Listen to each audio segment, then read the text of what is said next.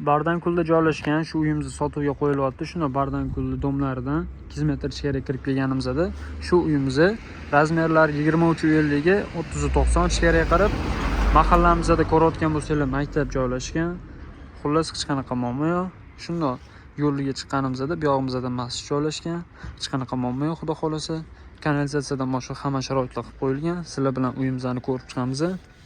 Xo'p, darvozaxonaga kirganimizda, darvozadan kirganimizda uyimizni yer hisobida sotilyapti. Bu uyimizni ichlarini ko'rsatmay qo'ya qolamiz. Shuning uchun masalan orqa tomonlarini ham ko'rsatib beraman. Suv svet gazdan hech qanaqa muammo yo'q, xudo xolasa. Ko'rayotgan bo'lsanglar daraxtlari ham bor. Orqa tomonni oldin bu yog'imizni chorva bilan shug'ullanishgan ekan.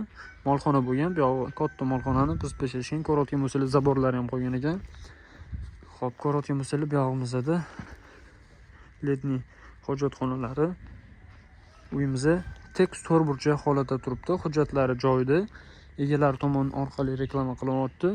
Bu uyimizda ko'rayotgan bo'lsanglar, misol uchun 2-3 ta kottejlar tushirish uchun yokida 2-3 ta odam bo'lib olishga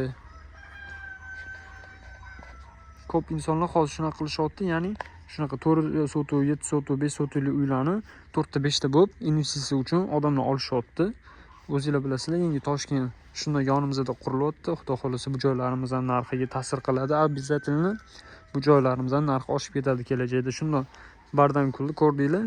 Bardankul domlarini shunday 200 metr ichkarida katta yo'lga juda yaqin. Bu tomonlarni ko'rsatib o'taman sizlarga.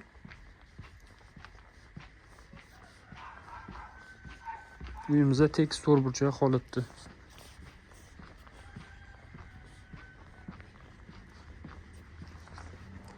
Bu uyimizning narxini aytadigan bo'lsak, akalar, hammalarga narxi qiziq bo'lib turibdi.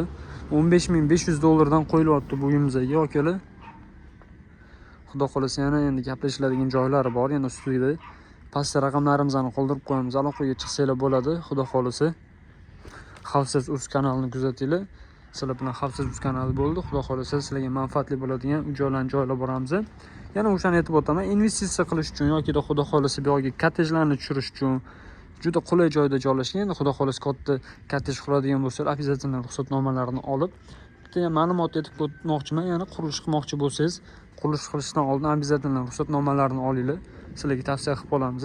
Kelajakda hech qanaqa muammo bo'lib, jarimaga tushmasligingiz uchun, xudo xolasa. Sizlar bilan Xavfsiz kanali bo'ldi. Bizdan uzoqlashmanglar. Raqamlarimizga aloqaga chiqsanglar bo'ladi. Salomat bo'linglar.